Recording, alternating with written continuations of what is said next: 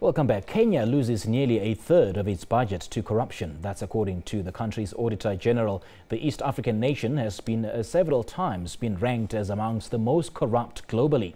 President Uhuru Kenyatta is promising to end graft during his final term in office. He is, however, growing frustrated that there's been no convictions. He blames the judiciary for this setback, as Sarah Kimani reports. A day in the news in East Africa's biggest economy is dominated by headlines on massive theft of Kenya's public coffers. Last year, the country seemed to take a determined turn to bring to book the looters.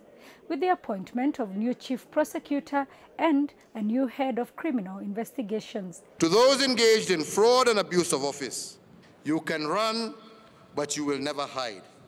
We will catch up with you and make you pay dearly for every coin stolen from Kenyans. In terms of corruption, the stars have aligned for Kenya.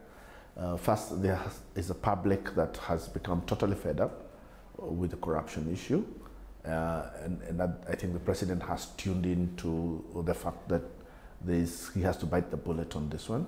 Indeed, the corridors of justice have seen high-profile public officials arraigned to answer charges.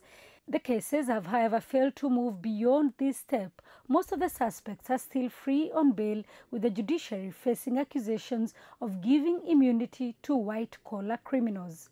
Kenyan spirits are dampened when we witness suspects released on ridiculously low bail terms, interference in legislative processes, and the use of the court process to delay justice. If the bail terms have nothing to do with the fact that public property has been lost, and that you should be required to, at least we should freeze assets while that case is going on.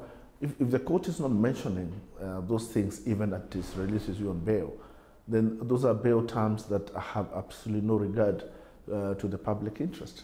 Apart from the lenient bail terms, critics argue that evidence is weak and the cases take too long, despite the existence of special courts to handle corruption cases. On average, I think a case takes about between 5 to 7 years to conclude.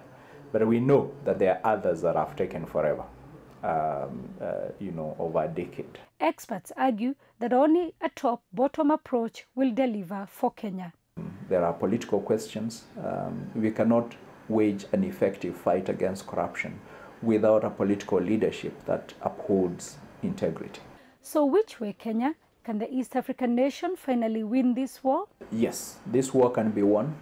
There are actually no options about it. This war has to be won, because failure to win this war or giving up on this war basically means giving up on this country. Winning the war against corruption was one of President Uhuru Kenyatta's campaign pledges in both the 2013 and 2017 elections. Experts say to secure his legacy, Kenyatta, who is in his second and final term, must win it. Sarah Kimani, SABC News, Kenya.